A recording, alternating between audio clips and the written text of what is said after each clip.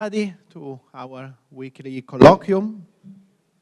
Today, it's even more than a pleasure to introduce the speaker because he's a friend of mine, Jamir Marino.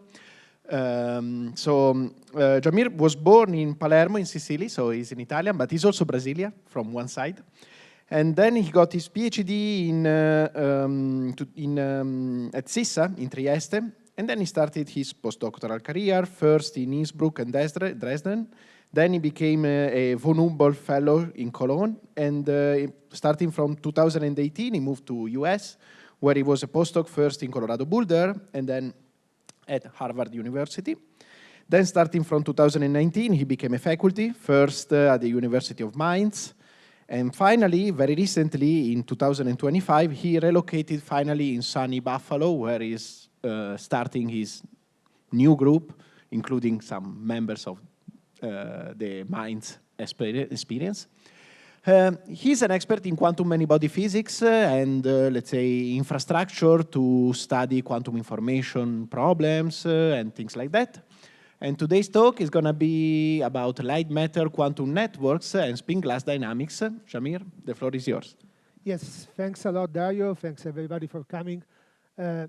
Finally, this talk is on record, so I should say everyone introducing me for a seminar looks like I've done 10 years of postdoc. In actuality, all those cities that I visited was very short, and I hope at least in this way it gets more clear. But in any case, as you said, you read my own biography, my own website, so I am my own maker of this grace. So as Dario mentioned, I will be talking about spin glass dynamics, in particular in the context of cavity QD simulators.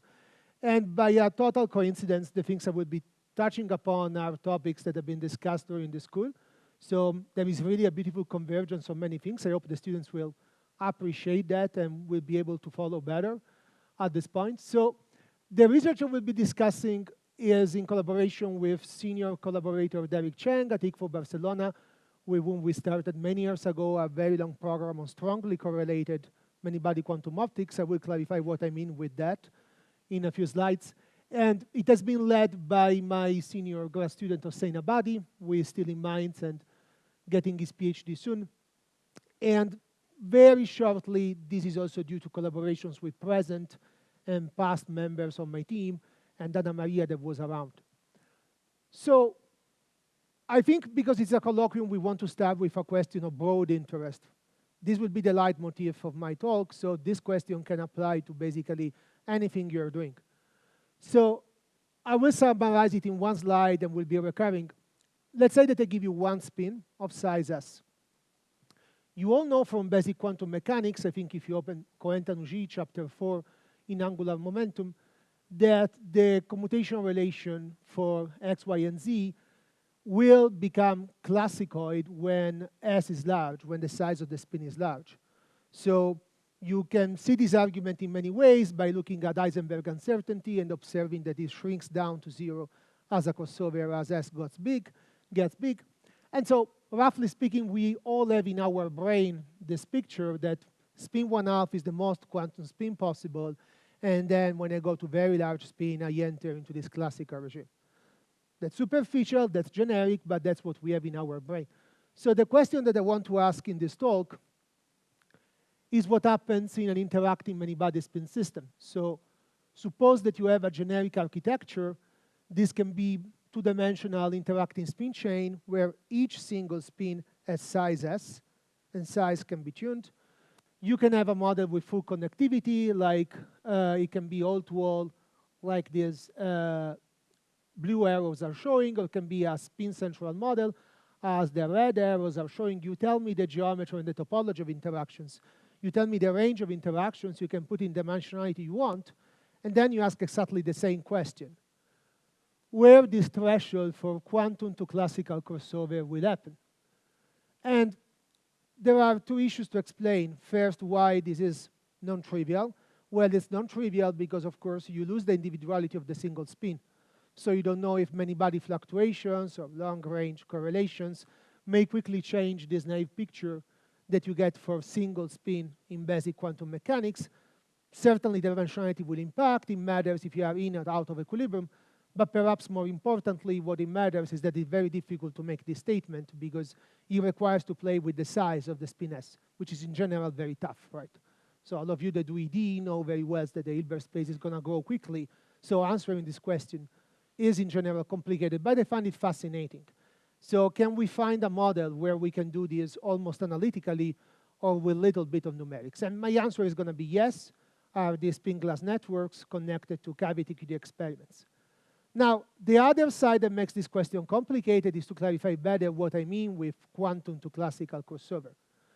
And just to avoid insurrection, basically you can give concreteness to my question imagining that you look at the expectation value of a spin of an observable in the system as a function of S, and that can be an expectation value at thermal equilibrium, it can be the steady state, after dynamics, you name it. And what I'm asking you, if you plot it, provided you can, as a function of S, will this go like this, will go like this, or perhaps it's going to saturate around some critical value of star. So I'm not arguing that if this happens, for instance, or if this doesn't happen, there is or there is no quantum to classical crossover. I'm not implying necessarily anything about the coherence and stuff like that. I'm just asking when, as you increase the size of the spin S, fluctuations stop to matter, and basically you don't need to know anymore the value of S at large, or maybe you still need to know the value of S. So if you are entering sort of this more emergent classical regime, okay? Jamir, yes. For these kind of questions, shouldn't it be more natural to consider the variance of an operator rather than the expectation value per se? That's completely correct. In fact, that's completely correct. That's in fact what we're going to do at the end of the talk. That's right. And I said generic observable S, it can be a multi-point function. So this cartoon here is to show that the question is very generic. It depends what you look at. Depending what you look at, it doesn't even make any sense to talk about quantum to classical crossover. But let's say there's an advertisement slide to fix the idea. So that's a generic question. You can ask it everywhere. It's in general very hard. All right, so as I said, we have in mind some specific quantum simulators, and so you will probably need your crash course in cavity QED, which to surprise didn't happen in the lectures of Anna Maria. So basically, that's the place where cold atoms meet quantum optics to appreciate the point. Imagine that you have an atom in free space and that you shine a light, a beam light on top of it with radius or diameter d, so there is a certain cross-section, d square. And probably you appreciate from basic electromagnetism that there is actually a diffractive limit that is going to limit how much light you can absorb. So basically the transition from some excited state to an higher excited state will happen with a probability set by the ratio of these two cross-sections, one coming from the lambda square, which is the lambda of the optical transition, let's say, involved in the process, just to fix ideas, and the squares is the size of the light beam. Or equivalently, the probability to absorb a photon from an atom, it's a very rare event because your QED is a very perturbative theory for people that in the audience are more keen to think about QFT if you want to make it complicated, but it's an entirely classical thing. Although the process is, of course, quantum mechanical. You absorb a photon and you go up.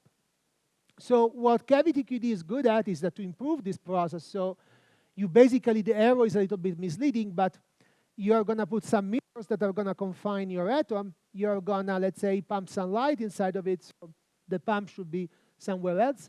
But I think you get the idea. And so the photon can travel back and forth multiple times. And there's multiple chances to be absorbed by the atom before leaking out from the cavity because these mirrors are not perfect. So practically, the probability will get close to 1. That's sometimes in jargon called a cooperative effect or a boosting cooperativity. Means that the cavity is helping to facilitate this quantum process. Naturally, nothing is perfect in life, so the cavity is not perfectly closed. You can still emit in free space, and the mirrors are not ideal, although people like to make them perfect, so there will be some photon losses. So eventually, you will have some error, but you get way better than you will do in free space. So what people started to think about, so this is science that has been developed already since more than 30, perhaps 35 years, but that's the order of magnitude of development. So this is single body cavity QED, single atom cavity QED. what you can think of is that if you put two atoms inside of the cavity and you shine laser, a photon can be scattered by one atom, reabsorbed by the other atom, and perhaps then emitted far away. But this means that you can let the two atoms communicate with each other. And so eventually you're going to build up interactions inside of the cavity. The photon, as I know there are QFT experts in the audience, let's say it in a way that they like, doesn't have any mass. And so basically the interaction you're going to get is very long-ranged. And effectively for the size in which these cavities are built, this interaction is essentially all-to-all. It means you don't lose any energy when you go to farther distances. That's an approximation, but practically for the way that these structures are built, this work out. And these atoms will be for us spin 1/2 systems, so two-level systems. So there is a great deal of engineering here in playing with the frequency of the lasers and the internal atomic transitions of the atoms such that you are very far attuned from higher excitations, and you can effectively restrict energetically your processes to only two levels. So you play a lot with the frequencies of the various resonances involved. You maybe detune a little bit to reduce loss. The frequency of the laser, it's a big deal. But in the end of the day, you make energetically favorable only transitions that will involve two levels. And so effectively, everything I'm going to talk about, its atoms or equivalently spins 1/2. So what people started to do basically since 2008, there were some pioneering experiments at ETH on that, is that they loaded millions of atoms in degenerate quantum gas, in the ground state of the degenerate quantum gas, for instance, a BC. And by doing that, essentially, they were looking at cooperative effects. So looking out these atoms by talking with all-to-all interaction mediated by light, they can start to do things together. So they can superradiate, maybe they can synchronize against some external agent. That can be disorder, that can be noise, whatever. So that's the representation of many-body cavity QD that people had and are still having since many decades. It's the idea that you cool down the stuff, you trap them inside of the cavity in the way that you wish, and then you see how light-mediated interactions make them do the same thing, roughly speaking. So why we like cavity QD, or why people were excited about it, I think it's always good to ask yourself what was keeping people excited. So this is a quantum simulator that is anomalous in the sense of traditional quantum simulation because it has interactions that don't decay, don't get a penalty with distances, and also essentially have controllable dissipation. So that is a little bit what I was saying at the beginning, right? You put them inside of a mirror-like structure, and you can control, to some degree, dissipation. People got carried away trying to use them as a factory of driven dissipative phase transitions, or phase transitions out of equilibrium, where drive compete with interaction and dissipation. And I'm sure you have seen, or you could see quickly looking at reviews, a number of very nice words describing everything that can happen there. Another reason is that for metrology, cavity QD holds one of the world records for spin squeezing, which is basically a manner to synthesize non-classical states that can give you advantage in measurement processes. This is mostly been done already. I think it's 2016 that this record, I think, is the Kazevich group in Berkeley. All right, so, but let's take now a more critical look at many-body cavity QD, and let's ask how strongly correlated these platforms are. Most of you say that they are working on many-body physics. I'm sure in the audience people care about systems that are extended with many degrees of freedoms, interactions, fluctuations. So the representation we have of a many-body system may be very different. And in fact, it is different. So I'm contrasting what you expect in a very schematic and maybe too simplified way in cavity QD and condensed matter systems. That is where our intuition in many-body physics starts in the first place. So the interactions, as I said, are all-to-all. So the Hamiltonian will be something of this type. It can be a spin exchange, can be an Ising pairing. But basically, inside of the summation, you don't have any dependence on I and J. There is no function of I and J telling you how much you pay to deflip a spin here and to flip up a spin there, or to pair them in an Ising way or whatever way you want. So this is in contrast to what we learn at school, right? Because at school, they teach us that condensed matter systems have short-range interactions. So you typically have a sum of next neighbors or next neighbors, but it doesn't go too far. They are on a lattice where dimensionality matters. So when you say I couple to next neighbors, it means I am in 1D or 2D. I have a notion of with Proximus to me. And this doesn't happen in cavity QD. In cavity QD, the interaction is all-to-all, so there is no notion of dimensionality. And so if you want, perhaps the more striking way to show that is that these are many-body models, apparently, but they are effectively single-body models. So you can, if you like math, sum over individual indices and write down the sum over I of sigma I plus as a collective S plus, and the same you will do for all the other summations in the schemes that I'm presenting. And so each of these spins is going to be a big spin, many spins 1/2 time n. N is the number of particles or sites. I'm not being specific here, but I think you get the gist of what I'm talking about. And so, as I was saying in introduction, these spins are effectively with a very small h bar. They're very weak quantum noise. So basically, you can effectively solve these problems in mean field or in a semi-classical approach. That is what I like to call glory and damnation of cavity QD. That's the reason why theory and experiment could quickly go hand-to-hand, make a lot of progress in the last years, but at the same time, starts to get worrisome, right? It starts to get worrisome because essentially this means that I have only one mode, a collective mode, and we are used to thinking condensed matter or even in high energy that you have just plenty of excitations, right? We have finite momentum excitations and we like to compute the correlation function between them. All these things are gone in cavity QD, at least when n is sufficiently large. That is where you would like to work. So any notion of entanglement, if it exists, is confined inside of this collective mode. That's an example of spin squeezing for experts, but it's not crucial that you get this remark.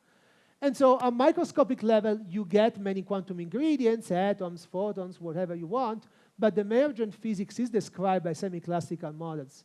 Or at best, you can work out descriptions with few quantum modes, like 1, 2 photonic modes, or just maybe describe this big spin as a magnon, or a magnon with some nonlinear correction. So this is, in some sense, to me, was always a source of concern. And I'm not the only one. A bit tangential question. Can you, via cavity engineer interactions with more than 2 spins, like with 3, 4, 5 spins? Absolutely, absolutely. That's okay. You want to know if your interactions can be not pairwise, but 3-body, 4-body. So. They do that. They do that. So that become generally interacting, right? That becomes much more interesting. So James Thompson is working on that. It is the cavity QD experimental partner of Anna Maria. I was mentioning him. I think if you look at his most recent work, he's doing that. And in fermionic cavity QD, people are writing proposals to realize SYK, which is what you have in mind. And so that happens. That happens. Yes. Yes, go ahead. Maybe we can distribute another microphone as we do during the lectures. So. I mean, to a physicist, this looks crazy. I mean, so chi doesn't depend on n? It's just some constant that... Yes, it does. It does depend on n. So the only thing you can do if you want is to rescale it by n to make it extensive. So where's the size of the cavity? You can have n be as large as you want, and this cavity is able to make the whole thing non-local, that everything interacts the same? It just sounds crazy. No, the information about the cavity mode is hidden, of course, inside of chi. But the shape of the cavity mode, basically, it's how the width of this cavity mode is going to tell you how many spins you can put them together, right, and talk together. But nothing depends on the distance between the eyes? No, it doesn't. You can make it happen, right, but it doesn't. But how can that be physical? I mean, what kind of interaction doesn't depend on the distance between the objects? Well, it's a totally legit interaction. I mean, if you think about in nature, I don't think in nature this thing exists. Is that what you're asking? Well, in this nature, is I don't supposed to have... be real world, right? This is a real cavity, so it is nature. I'm sorry? So it doesn't depend on the distance? So there is a very mild dependence on distance, of course. So for the way you can engineer the structures, you will not feel any type of important dependence on the distance between them. So there is a lot of engineering that I'm hiding, right? So for instance, the cavity mode maybe has some cosinusoidal shape, and you're putting them at very specific nodes, and in this way, they don't feel the shape of the mode. I mean, like, there are thousands of ways to do that. How large can the cavity be? So this is of the order of microns you can get them. Okay, thanks. You were thinking like to... I don't know. I don't know. You don't have any size there, so Oh, I don't have anything. I apologize. Maybe that's a good idea. So I was giving you some energy scales here that they don't tell you anything about length. So perhaps Nathan is right. Next time there should be for people that are otherwise you think about like I'm having a container, right? So you're correct. You're correct. If I'm talking to a broad community, that's actually a fair point. Okay. I take it for so granted that the size of these miniature cavities don't have any type of dependence on the decay of the electromagnetic field. That is what you're thinking about. No, you're correct. You're correct. You're correct. So for the size at which they are done, yes, you don't appreciate it. But of course, if you build like a cavity of 1 meter, you're gonna get that, right? You're completely right. All right. So I was saying, okay, maybe also from. So far, so good. If there are other questions, that's maybe a good moment to stop. Cool. So, as I was saying, and maybe as also the comment on Nathan is suggesting, so whether you like can make sense of these very bizarre interactions or not, these are models that are basically effectively nonlinear few-body systems.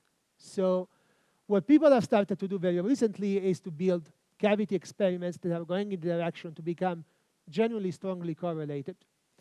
And basically, this is coming experimentally from an advancement of the last years, of the last 10, 15 years, is to use optical tweezers that are very focused light beams that allow to control, in principle, atom by atom and to position them wherever you want. I don't want to enter into the experimental details, so typically what you can do is to program the interactions to make them I and J dependent, but in a way that you want, so with lasers and with some additional engineering that is actually very elegant, but I don't have the time to talk about it. It's not the purpose of my lecture, to choose essentially how each I and J will couple to each other and basically design any type of architecture you want. It's an effective description of the interaction, okay? Not that the atoms are really arranged like this, but I'm just giving you the vibe. Or you can think about combining two opposite extremes, so embed Rydberg arrays that have strong short-range interactions inside a cavity that has these very bizarre all-to-all interactions and make them compete. That's actually the frontier. Many people are racing to get that. And in principle, like if you want, I could give in the future a talk for each of these platforms, right? So this is something we are very much engaged right now. You can get very interesting things like type of quantum spin liquids that don't have an analog counterpart in condensed matter, exactly because you mix something that is very physical, a short-range interaction, with something that is very unphysical in nature, that is all this all-to-all interaction. But you can do it in practice, and then you can ask yourself which type of new physics you get, which type of opportunities appear. And so, okay, I could keep advertising myself, but I will not do that. I will actually be talking now about this case, what I call realizing a disordered spin networks in cavities. And I will not anticipate that much. I just want to say, as Dario was asking, that another route to get strongly correlated cavity is to use fermionic degenerate gases in cavities. That's where, for instance, people are attempting to realize the SYK model or these higher body interactions, as it was asking. But this is completely far away at the moment from what we are doing. So it's a smaller corner, but it is getting a lot of visibility in the community. All right. So before getting to spin glasses and telling you what they are, and then discussing shortly how the experiment happened, perhaps because it's a tool I'm going to use in my talk, I want to have an interlude. So if you're tired, you can switch off your brain. Nothing will happen if you forget about it. And ask another provocative digression, right? I don't know if the former was provocative. Well, certainly the small cavity was provocative in a sense. So what's quantum in general in driven open systems? So what I mean with that is how much you really need a quantum Hilbert space, quantum Taylor method, whatever you want, like ED, tensor networks, to really describe a many-body system with drive and dissipation. So that's a very generic scenario, right? And now, not talking about cavity anymore, but the issue will become relevant in a few minutes. And so I want to advertise what we have done recently in completely different type of system. So this is what Martino was mentioning yesterday, right? You have an Ising chain in 1D, for instance, that would be a model for Rydberg interacting with each other, but I don't think it's important. So you get a short-range system. It has honest short-range interactions. The terms don't commute to each other, so it's generally, you would say, a quantum problem, right? X doesn't commute with Z, so. And then we close our eyes, we don't think about what we were saying yesterday, and we apply Lindblad losses. So we apply incoherent processes that want to flip the spins from up to down incoherently in the chain. We discussed yesterday how much this can be pathological and problematic, but we just do it right because our point, at least here, is not to criticize Lindblad, but to criticize some other misconcept.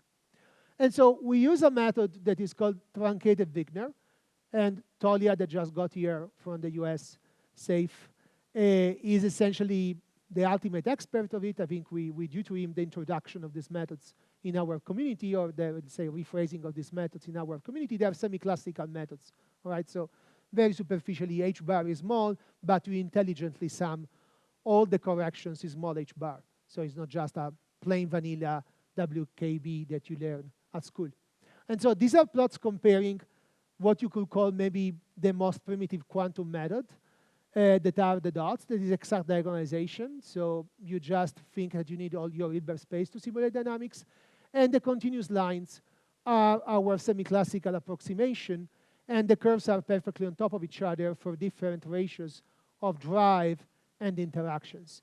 And very similar figures, I could show them for many other models that are used in quantum optics. So I am now narrowing a little bit my focus on quantum optical models. So the question is, do I always need for a many-body driven dissipative system a really hard MR or quantum mechanics? And the cases where you need to do that are not so many as you think. And so that's what we were talking about in this paper, these user-friendly semi-classics for driven open systems. Maybe we show you, basically we show you that for a plethora of models, this type of competing with more quantum methods work very well. Of course, there are some limitations, but the broad of impact is bigger than you imagine. And we actually brag about the fact that we have written the paper and we have devised the method in a way that literally anyone can learn it in a couple of days. So to appreciate what you have to do just one afternoon, maybe one day on numerics, and you can solve a bunch of different models. And you will see with your own eyes what I'm talking about here, that most of the cases, essentially, you don't need fancy techniques to proceed. And this was, in a sense, known already. Many people were developing very similar approaches. Our merit has been to make it user-friendly. So to lower down the learning investment. But this statement that semi-classical stuff could very well describe a many-body system with dissipation and drive is a thing that, in a way or the other, the community knew, in a sense. How much people were aware of that, I don't know. If you don't have 1 or 2 days, you have 30 seconds. You can look at popular summaries of our paper after our university has been so gracious to cover our work.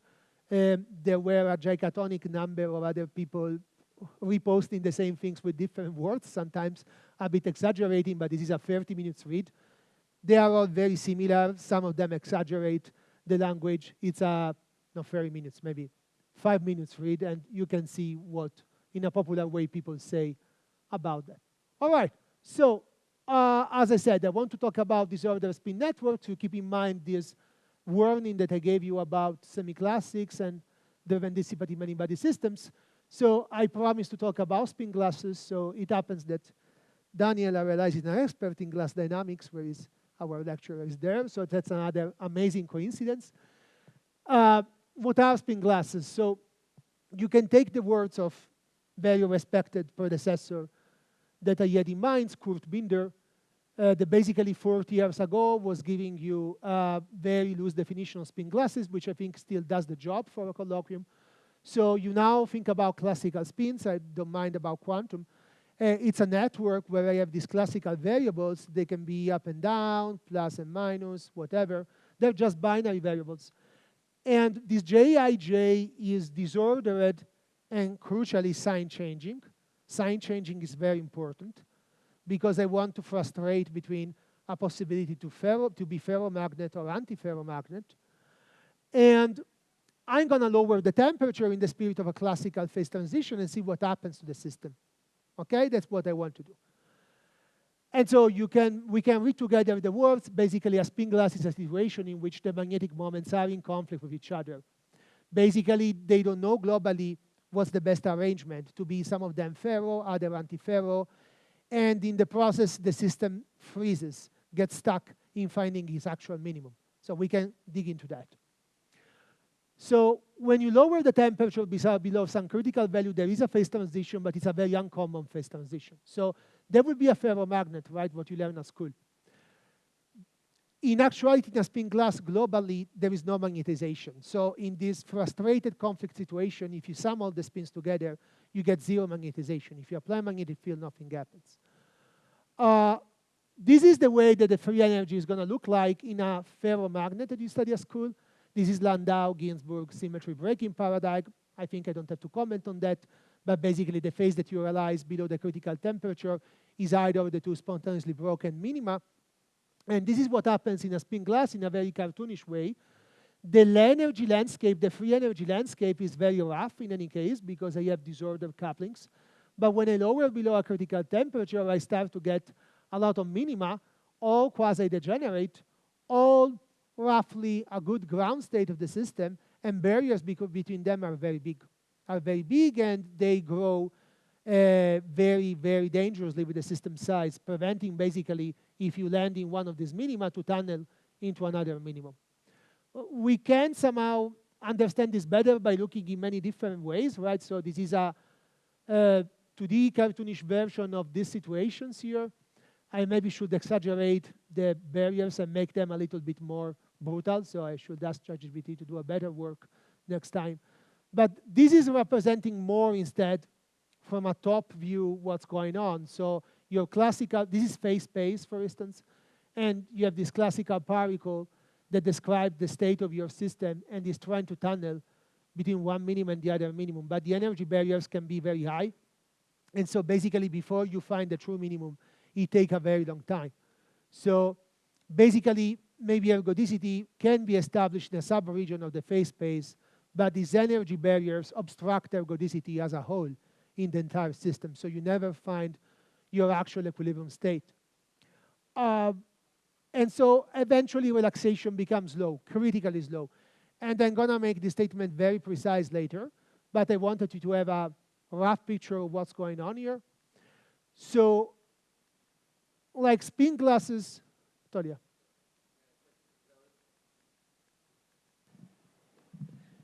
A bit confused by this picture. So in low dimensions, it's fine. But in high dimensions, imagining that there is a barrier which separates one phase region from another is nearly impossible, because I can always find something where energy goes locally into one spot. Agreed. So you mostly have entropic barriers, not really energy barriers, right? I mean, maybe this cartoon is fine, but I mean... No, in high dimensions it's true. This picture, you would always have a way to... But many particles always have high dimensions, right? Say that again? Because many particles means high dimensions, because your dimensionality is like proportional to number of particles. So in a way, these cartoons which people show, like on the right, I personally find very misleading. I'm not sure. So I even don't know. I used to ask what's tunneling. I was following you where dimensionality I thought was physical dimension.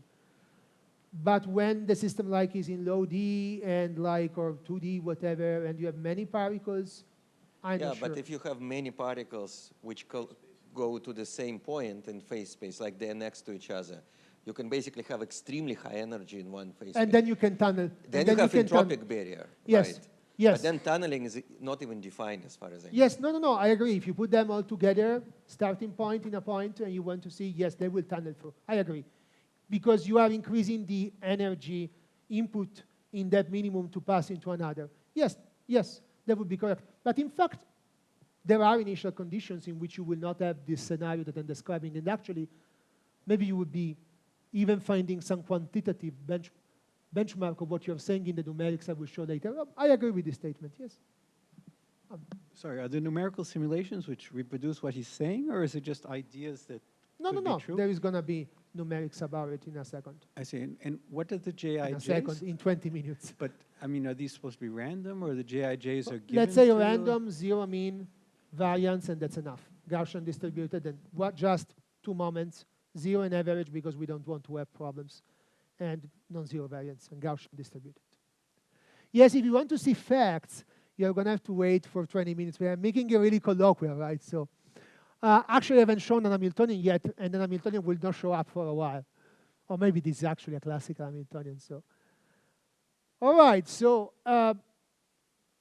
there are books about applications of spin glasses in things that are not fundamental physics or not fundamental statistical mechanics. So I think the broad impact is now pretty much appreciated. These are just a bunch of buzzwords. I don't see any merit in reading them, but it just excites a little bit your interest, I hope, mostly for students. So what actually has happened very recently is that cavity QD has become a territory to do a clean factory of spin glasses.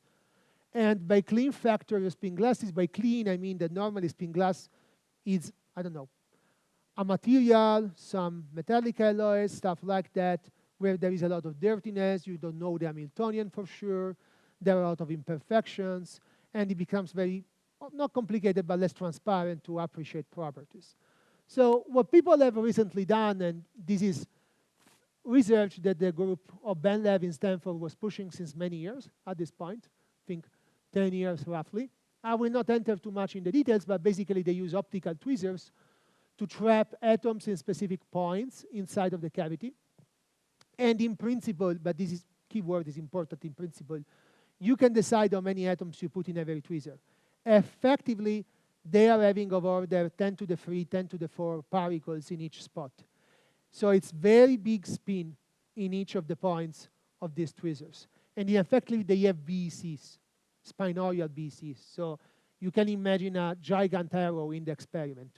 I will play with the possibility that experiments have not reached that to lower this number, to go from something very big, 10 to the 3 in each spot, to 1/2, 1 as a spin, few particles. In principle, this is doable. It's just an engineering problem. Maybe timescales are 5, 6 years.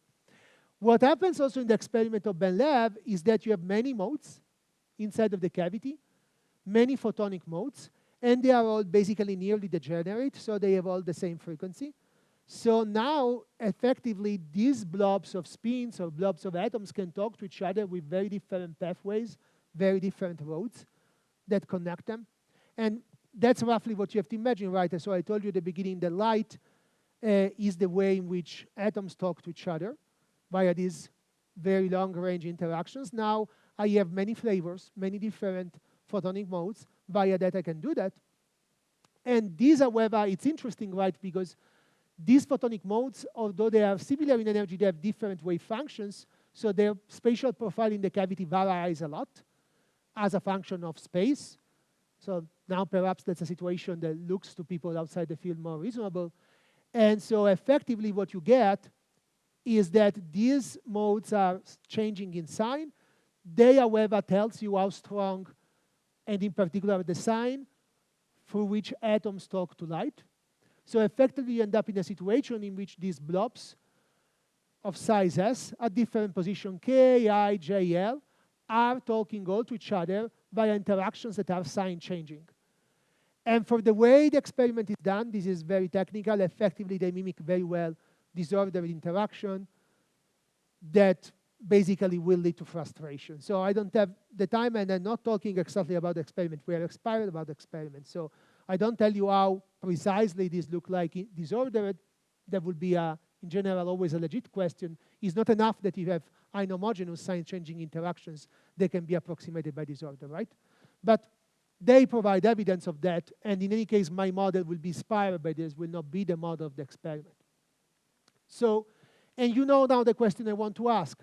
I want to ask what would happen if you lower S from the very big value that is in the experiment down to very small value. And I want to know where this crossover is happening, whatever that means for a given observable of interest. That is going to be a variance. Where is Dario? There's going to be a variance. So just to give you an idea how the physics of the system works, there is an important parameter that is the ratio number of cavity modes up to the number of atomic ensembles. And this parameter tells you if you enter into a frustrated regime or not. So there is actually a glassy phase when eta is bigger than a critical value that, let's say, is order 1. For the sake of this discussion, is really immaterial. But there is a way to appreciate intuitively this point.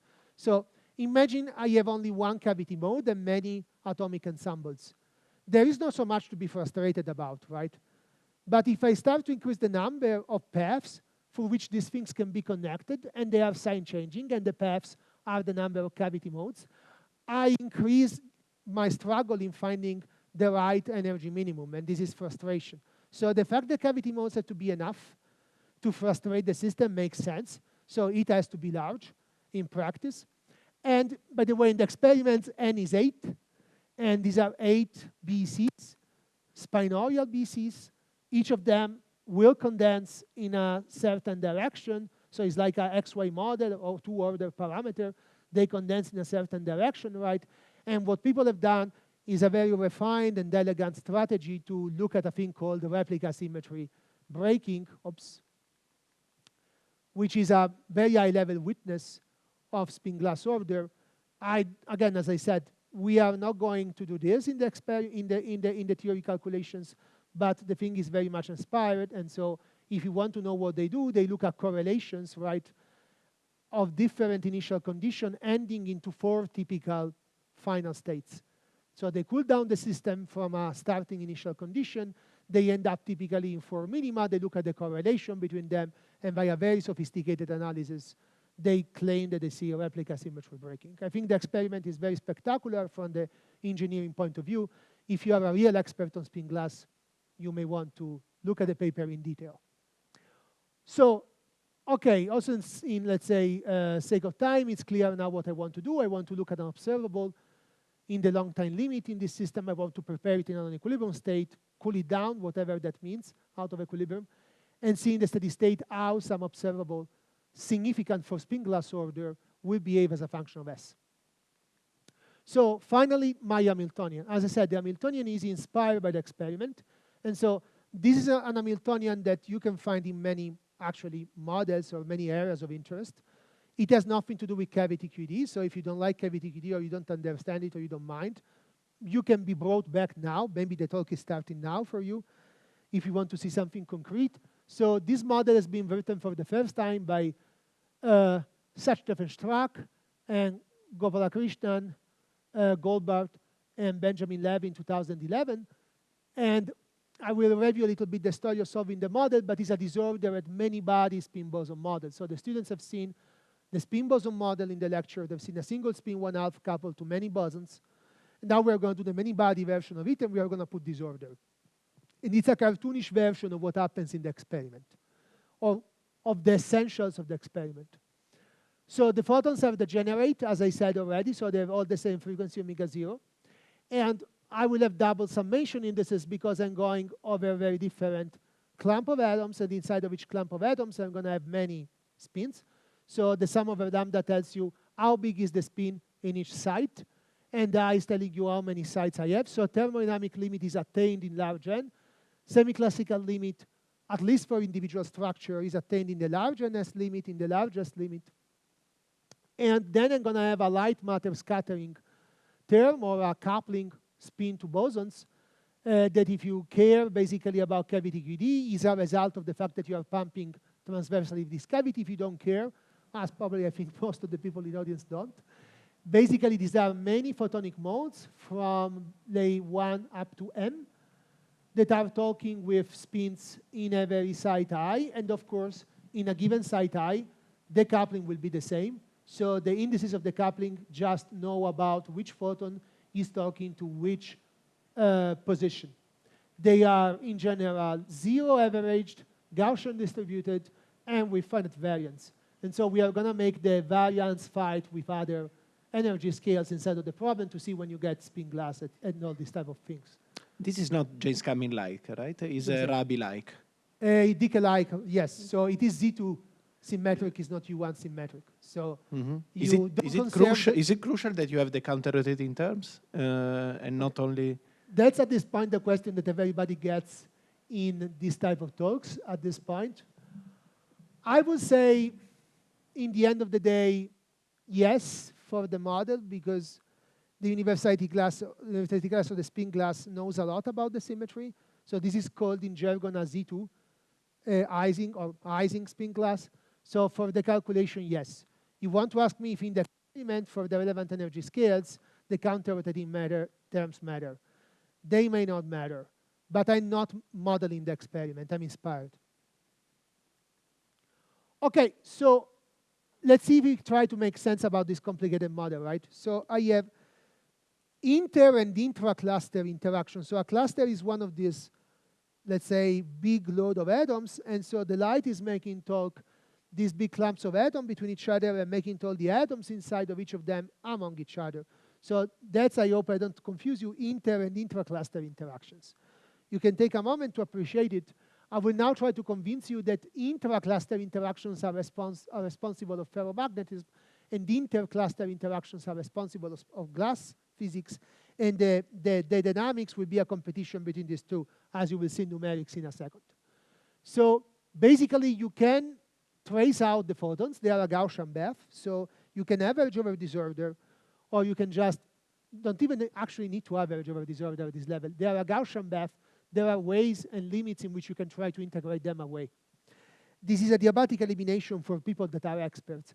And so the net result is that the intra-cluster interaction, so the interaction between these blue arrows, will come with a square of this disordered coupling. And so the XX Ising pairing is always positive with a minus sign in front of it. It will favor ferromagnetism when this variance G is bigger than some critical value. But the inter-cluster interactions, because they are between different clusters, and so they will come with different I and J, they can be in a situation for different realizations of disorder in which Ji, say, is positive, J is negative, and so you're going to have a sign-changing interaction that is fighting with the ferromagnetic one.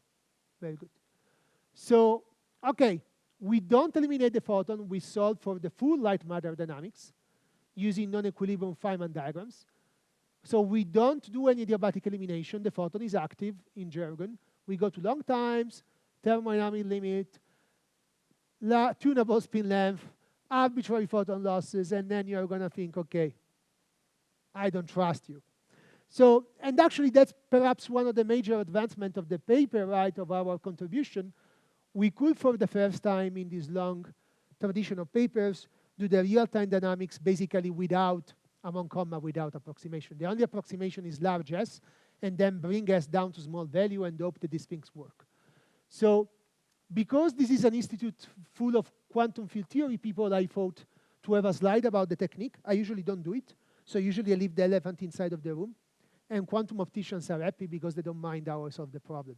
They trust me, or let's say they are happy with their techniques, but I think it's interesting for you, if you're doing field theory, to know how actually these many-body quantum optics models map to basically action methods. So this slide, you can relax and let's say, have a rest if you are an AIMO person or if you are a too young student. Otherwise, probably it's the most interesting slide for you. So what we are going to do is that we are going to use the two-particle irreducible effective action. So now I'm talking in jargon. So if you can follow me, it's good. If you cannot, you can resume attention in a few minutes.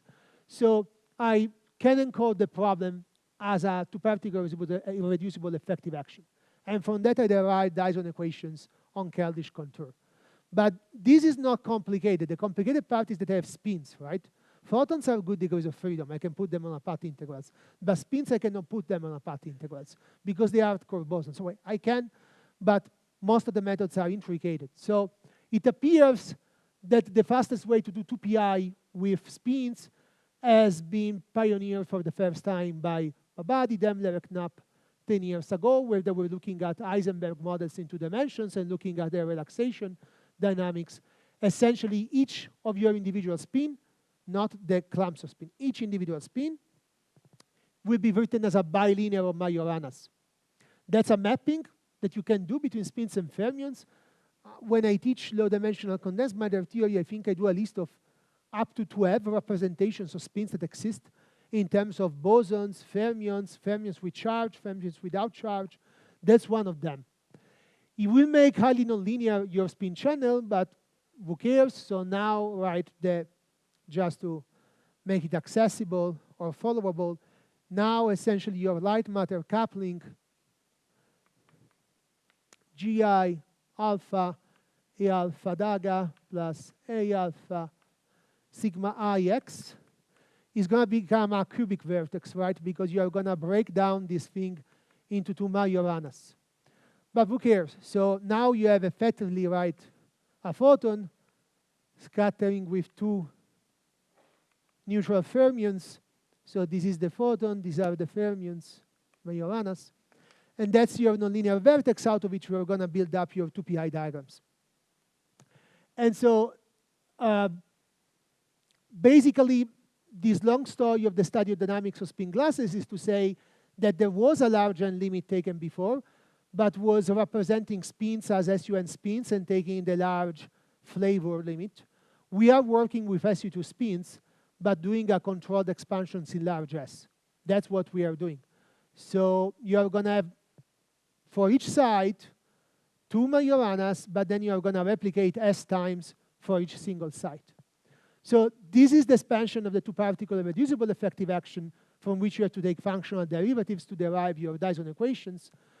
So this first diagram is basically, you are taking these order averages. So there is one line. OK, now we are going to get in conflict because my notation was not friendly. So Majoranas are full lines, two Majoranas together. So the expectation of two Majoranas will give you a spin variable.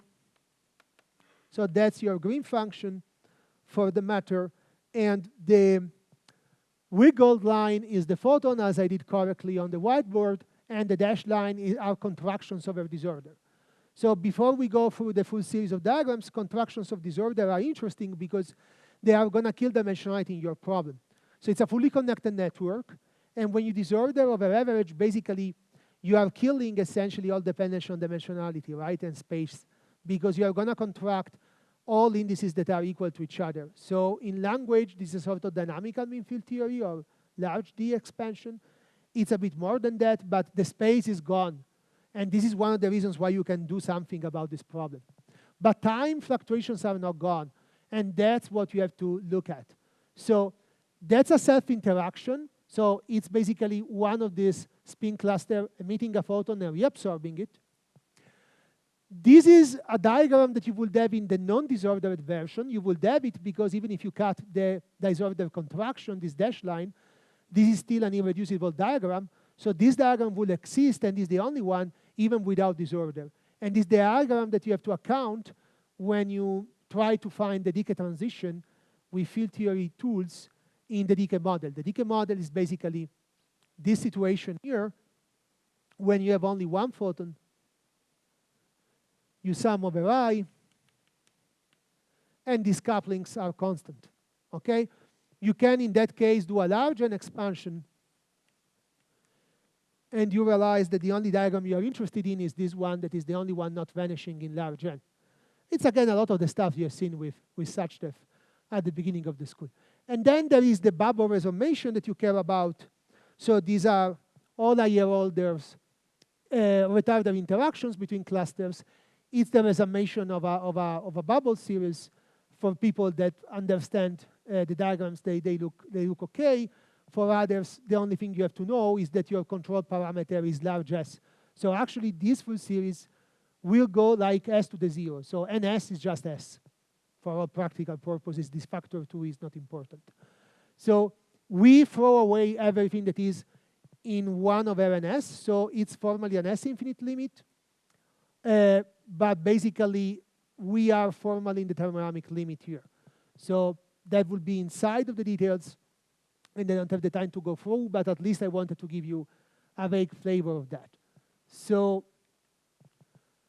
the equilibrium phase diagram of this model, and for the sake of going fast, I will skip it a bit because I am running short on time. So what should I do with time?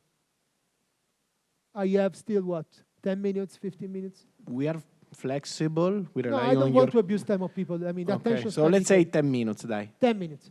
So, okay, let's skip all this thing and let's get started. So what I do is that I prepare my system in a state that is totally uncorrelated, so we will finally start to see some numerics. So this is not necessarily what happens in the experiment. As I said, the model is inspired by the experiment, so don't get too fixated on what's going on. So you start in a state that is a product state, is fully uncorrelated. You have the photon in the vacuum. You have all the spins pointing in the same direction. Let's say a certain theta zero angle with respect to the z-axis, so this state is fully not entangled. And then you suddenly evolve the state with parameters that are supposed to be occurred in previous equilibrium phase diagram calculations into the spin glass phase. So I want to see how the spin glass forms. That's what I'm trying to do. Okay, I want to see what are the tools and which knobs I have in the cavity to let the spin glass forming. And this is the first result. I'm going to show you 2 or 3 results, no more than 2 free plots, okay? So we can spend time on them. So this is the total magnetization of the sample. After disorder average, you don't distinguish anymore one clumps of atoms after the other, so that's the total magnetization. What I said at the beginning, to have a spin glass, total magnetization has to be 0. If you have remnant magnetization, okay, we can start to discuss, but this is not nice. So this is the result from 2pi, and basically as a function of time for different spin sizes, going from large spin size, yellow, down to small spin size, dark blue, whatever you can resolve from this camera. And what we appreciate, right, is that for individual semi-classical spins, there is a prethermal or metastable plateau or sort of intermediate state where you have a remnant magnetization. And this to me makes a lot of sense. What I told you before is that the intra and intercluster interactions are a competition of ferromagnetism and spin glass that fight against each other. But they are both depending on the size of the spin S. So when I increase S, I get the positive part just being promoted, boosted, making for the sign changing part that also depends on S, S squared, whatever, having a hard time frustrating the system. So probably your experiment will be over at this time, although in numerics you can follow and see the spin slowly decaying. And so you will not see any spin glass at large S, effectively, although numerically you will get there. But as small S, then the sign changing part can compete with the positive one. They both scales like S squared, or proportional in the same way with S, but if S is over the 1, I make phi a positive +1, that is the ferromagnet inside of cluster, with sign changing interactions between different clusters, also over the 1. And so I can demagnetize my sample. Is this enough for spin glass? No, of course. I'm just showing you that disordered interactions are demagnetizing the system. Spin glass is more, and I'm going to give you this in the next plot. But before moving on, somebody can ask, okay, how do you know you are right? How do you know that in these complicated systems with interaction, a strange initial condition, maybe losses? This plot is done without losses, but we are going to use losses very soon. The event density very system, how do you know that you are right? Your student may have missed a factor of 2, right? You may be nuts. You may be confused about your diagrammatics and be lost in your technique. That's, I think, a fair statement. Actually, one of the things that excites me the most in this result is this type of benchmark. So you remember the semi-classical approach I was talking about. We were studying a very similar problem in 2021 using just that method without diagrams. And this cartoon here is perhaps one of the major highlights for me. So the diagrams are basically, let's see if the cartoon is helping or not. Yes, it is helping. So the diagrams are the blue line, just done for very large spin, okay? Let's say 20. And the various colorful lines are truncated Wigner at different values of S. And you can see how beautifully they are on top of each other for very large S. When you go down the spin size, the colorful lines that are truncated Wigner, they roughly do all the same. They don't have this belly that in diagrams you have for small value of S. And to me, this at least, I don't want to say it's right, but it's telling me 2 things. First, we didn't do anything wrong in diagrams, so we can trust diagrams, at least technically. They were matching a large S.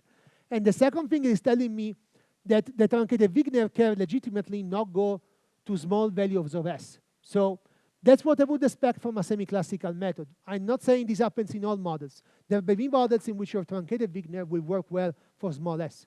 But for small s, we see an important difference. And this important difference will carry over now when I talk about what I consider for me a good proxy of spin glass. In principle, I should show you replica symmetry breaking. I will not do that. I will talk about something more experimental friendly and that people can follow because I'm left over with a few minutes.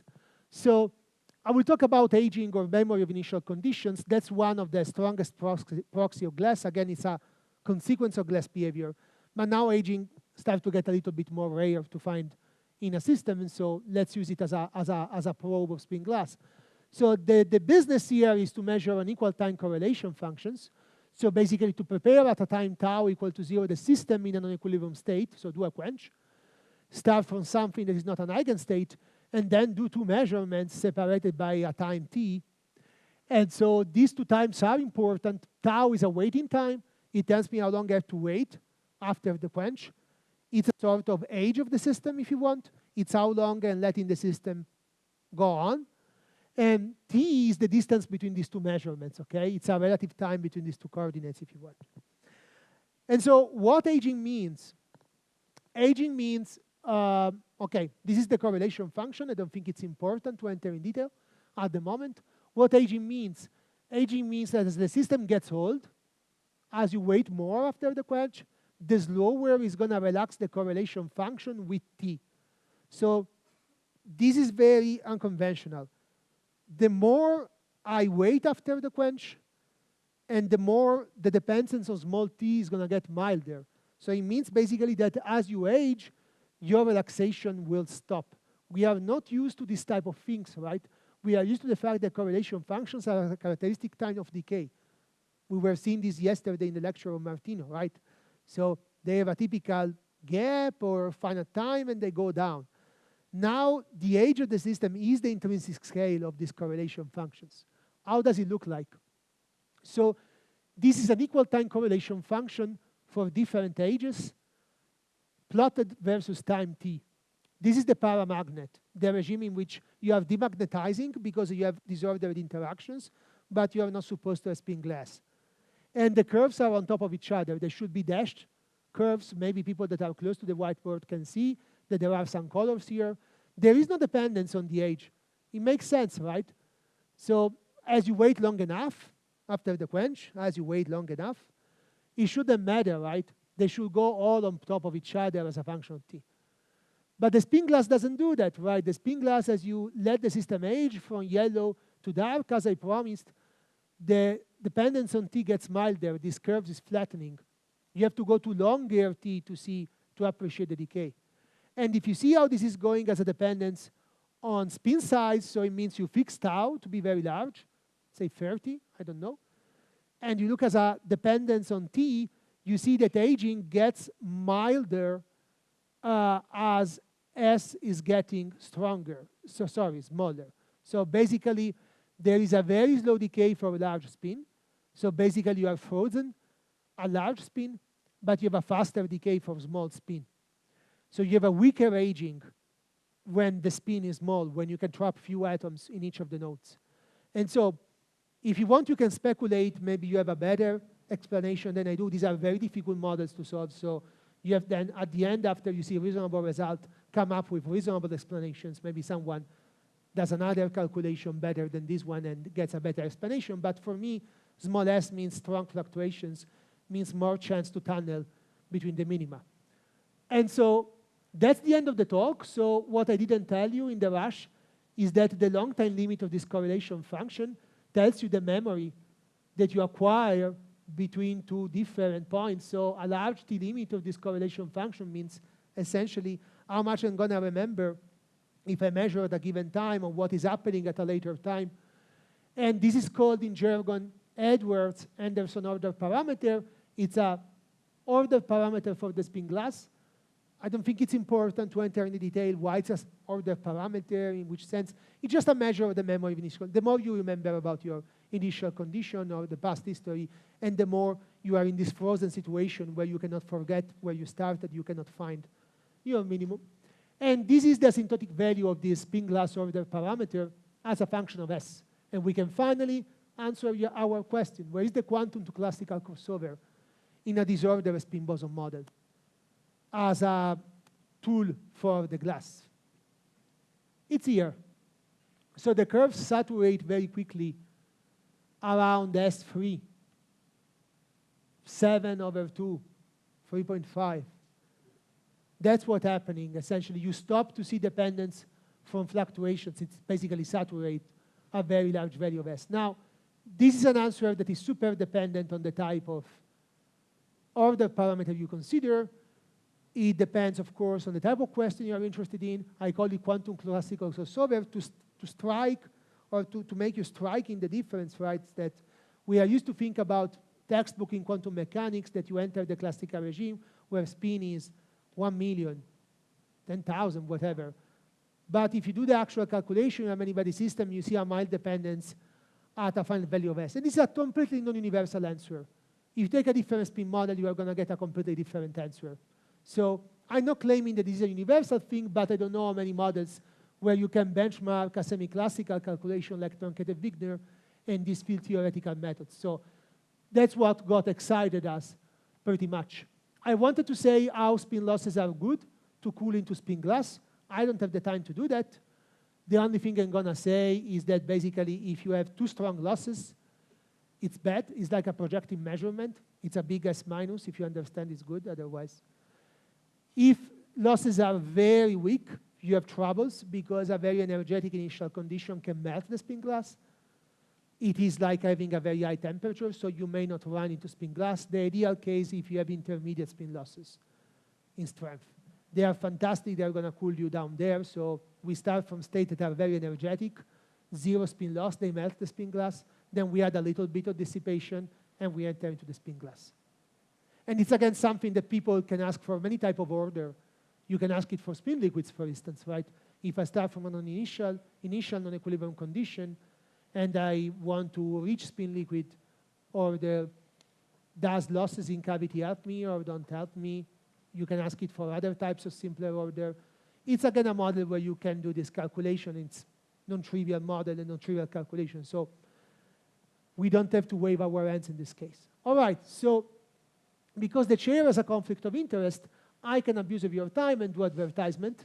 So that's the trick you should use, right? So if somebody has, let's say, something to say in your controller, you like say, no, but there's something that is relevant for you to communicate. So the first thing is that next year we have another event.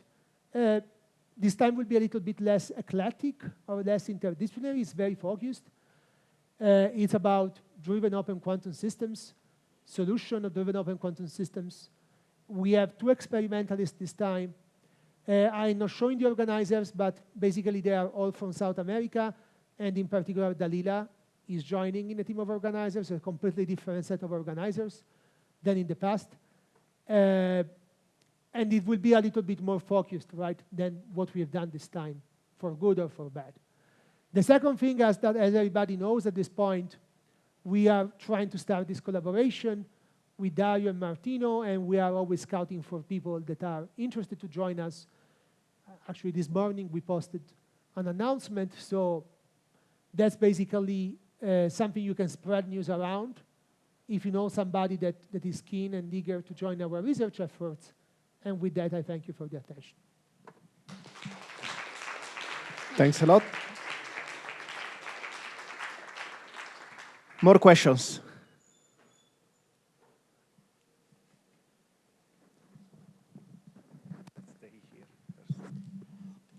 Thank you for the really nice review and the crazy new perspectives that can come up. But I have a question, maybe in the previous slide. Further. So at some point you say you increase the number of spins, and this will have a slower decays. Yes, here. Yes, and for fewer spins, you have faster decays. Yes.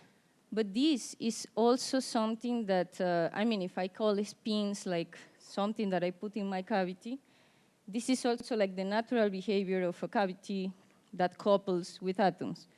So the more I put, the better my coupling, the more I modify the natural decay. So how do I differentiate the natural Purcell effect of a cavity from these spins? No, that's actually a very smart question. I don't say it to make you happy, because we're friends, but like, that's a question that I would love to receive in talks, because that's in the essence of the problem of the spin glass, right? So what Dalil is saying is that people call it Purcell effect, or maybe sometimes cooperativity. The more atoms you have, and the more essentially you will be protected against dissipation. And so you will have a slower damping, you will lose less coherence. These plots, these specific ones, are all done at kappa equal to 0. There is no loss into the outside environment. So this is not realistic, but this is to give to theory-oriented people an idea of how spin glass order is competing with S. But you are completely correct. If you want, even if you don't let me go away with this answer, because I'm maybe cheating a bit on you, this is your Purcell effect or your cooperativity in disguise.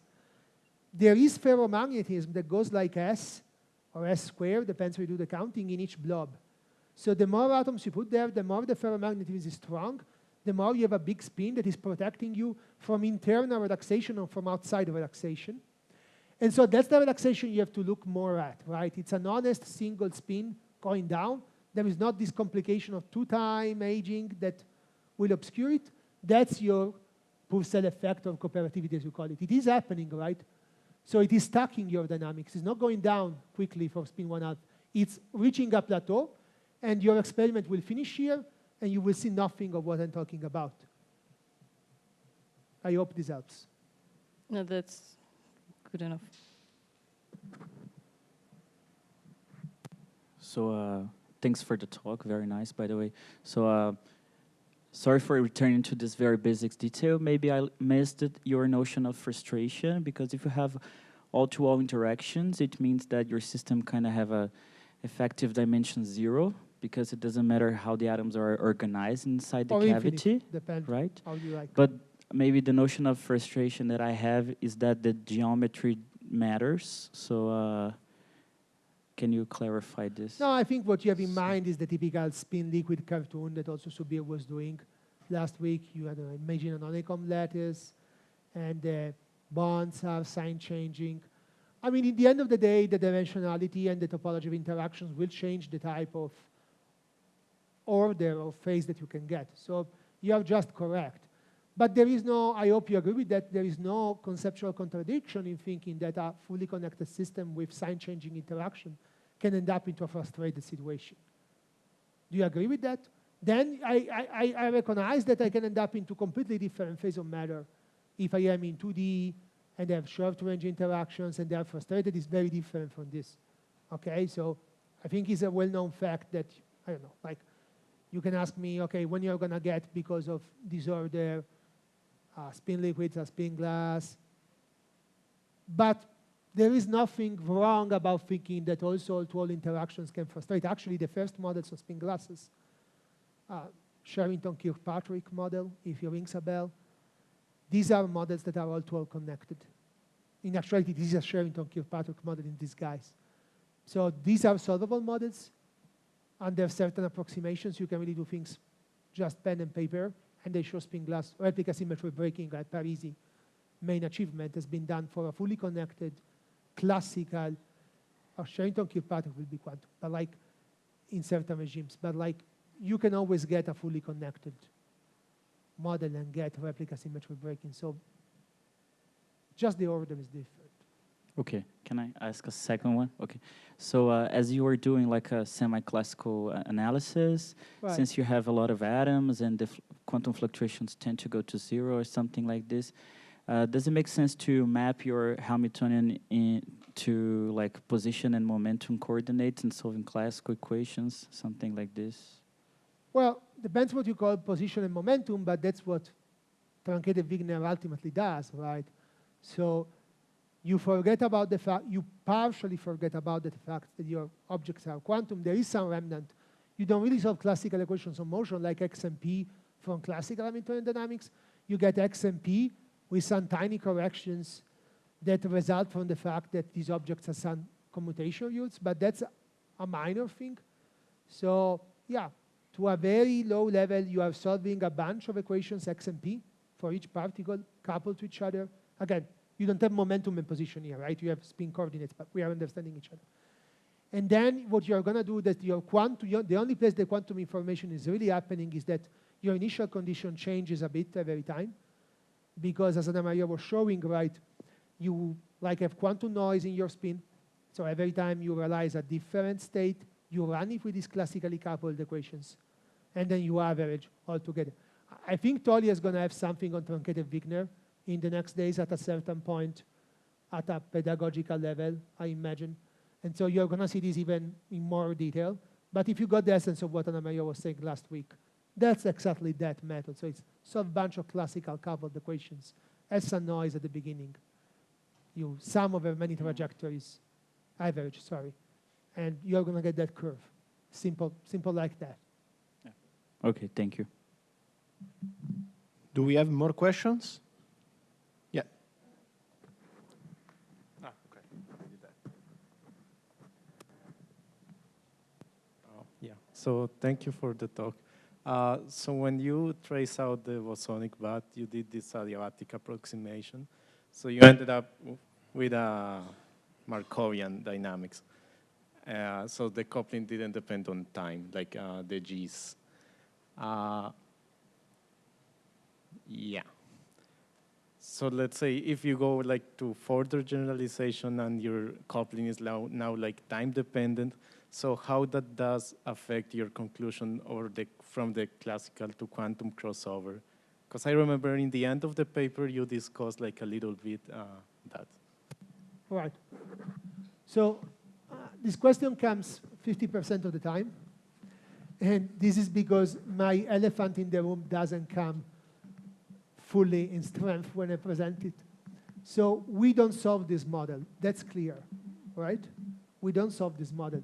These equations are here just to make the audience understand intuitively what's going on and also help to clarify questions like the intrinsic ferromagnetism of each of these blobs.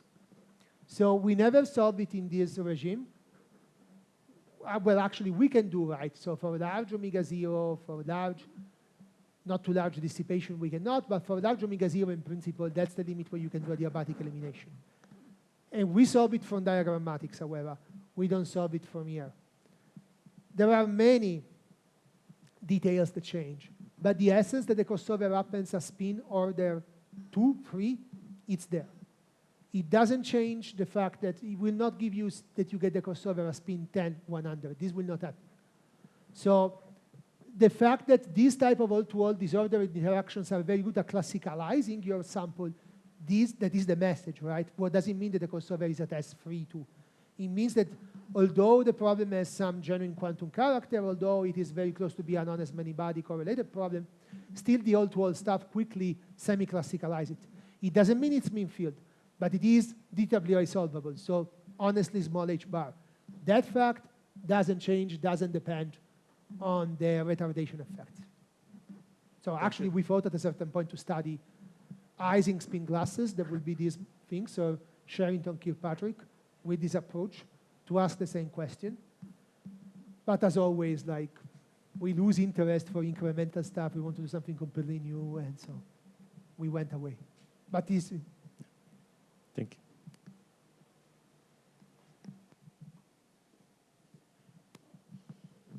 Two microphones. You can do it together. You went, together. Thanks for the talk. In your very first slide, you showed the scale of going to large S, and then you end up in the oh yeah, there it was already, I think. Basically, you said like on the order of like S equal to 100 or 1,000, even that you're in the semi-classical regime. But, oh yeah, this one. Oh yeah, this one.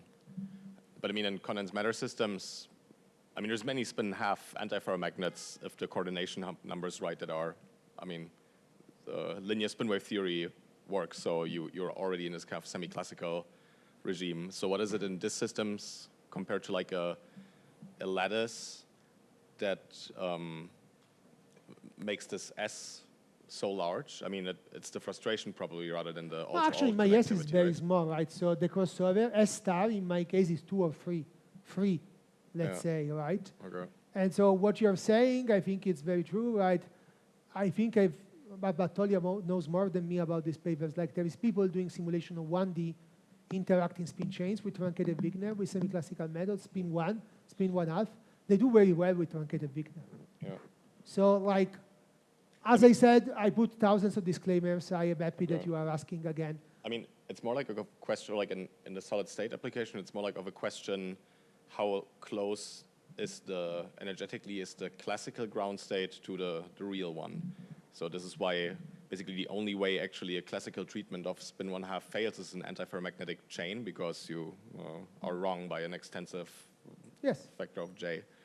So no, like, I hope this narrative of the quantum classical crossover is not confusing people. So I just want people to think about the fact when I really need a quantum method to solve an apparently super hard problem and not. Okay. And more in the case of the spin glass or any type of order, how much S matters in forming that order. But I'm not saying, because your question, right, will mean like, oh, but I found even a more many-body problem with S that is even smaller than yours, right? And it's a textbook example, giving antiferromagnet with very small S, and you can do something classical. I mean, I'm more saying that in a solid state, classical almost always I am not works. surprised and not concerned about that at all. As I was saying, we solve 1D interacting spin chains with losses, with pump, and this thing, even at early times when losses are not strong, are very well solved by truncated Wigner. And these are spin 1/2 systems, and Rydberg interaction is very strong. It should be a mega quantum regime, but truncated Wigner does it. However, in our case, at least a very small S, truncated Wigner doesn't see a difference. The 2pi does see a difference. So perhaps that's a regime where it's worth to do as we did, hit the problem with a bigger hammer. Okay, thank you. Does it help? Yeah, it helps to know, but I mean, it makes sense. And condensed matter, it's surprising that the semi-classical treatment almost always works.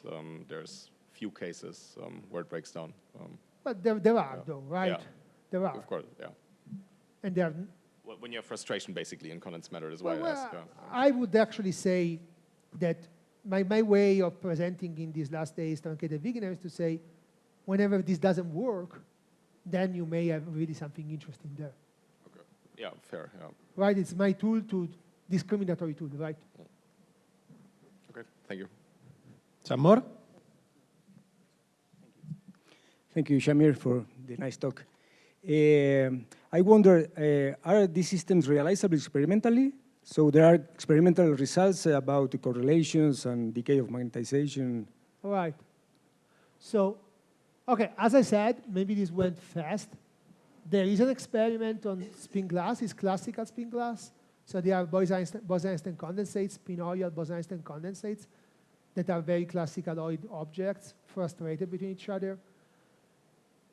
They actually measure things they could measure in principle than equal time correlation functions. They don't. They measure relaxation of single correlation function, and then they do a very big statistical analysis to see this replica symmetry breaking, which is a very sophisticated thing. I encourage you, you're an expert on spin glass, right? So I encourage you to look at this experimental paper, and I would like to know tomorrow your opinion about it. So if you see what they observe, that the way they process the data and they compose them support spin glass, because they do really an amazing job, but it's very difficult, right, to conclusively say that you have a spin glass. So I am, let's say, now not only more a newcomer, but certainly I don't do spin glasses since many years. So I would like to know what you think about it. But they are doable. What is not doable is to make spin small. Spin small at the moment is not doable, but it's an engineering problem. There is no fundamental reason. Okay. Then, say, another small question is regarding the time scales. Say, for example, when you compute the correlation functions, you need to reach very long time scales in order to see, for example, the long time relaxation of the correlation, the aging regime, the real aging regime. So, well, one question is, in the laboratory, is this sector observable? And also in your results here, the time scales that you reach, you see that the system begins to develop the plateau, and then at some long times it goes out from the plateau, it tries to relax, but the Asian regime is not fully developed in the sense that from the models we expect that there are some scaling between the two times, the two measuring times, and this is a matter of time scales, say. Yeah, but it's more serious than you think. So this connects to the question of Dalila, surprisingly. So what happens is that, as you can imagine, modeling the actual experiment will be a big deal, but we can already anticipate what's going to happen. So at the end of the day, you have to be protected against dissipation, against photon losses, and against emission into free space. How do you do that? As we were discussing before, you do it by loading many atoms in every single point. Because it's a, maybe I can try to help. So let's say that this is some spin-spin interaction that I don't mind. It can be XX plus minus, let's say XX, okay? So because it's an all-to-all connected situation, right, you see that this thing is scaling like n squared, right? So the interaction gets always a super extensive boost in the system size. So Hamiltonian should be extensive in n, but in actuality, this is a coupling Gn, that's the coupling, time n, this is the extensive part. Now, you have to contrast this thing against what? Against dissipation. So you have to divide it by some rate of loss, whatever this form. It's more complicated than that, but you want this number to be big. Okay? So how do we achieve that? By making this S very large. But this S is very large. Then you're going to see ferromagnetism. So when I told you that people cannot, at the moment, trap spins, single spins in each node, the actual answer is they cannot, at the moment, trap one spin per node by making the protection against dissipation good. Because if you have few spins per node, these n factors are gone, and you are left alone G against gamma. And this is a problem, right? Because they start to be comparing or competing on the same footing. So there are ways to do that, using Rydberg atoms to still get protection against dissipation, and therefore maybe to see this long time regime. But at the moment, the reason why you work in the semi-classical limit, where aging doesn't form yet, is because experimentally it's hard to find dissipation if you are not in that regime. Am I helping?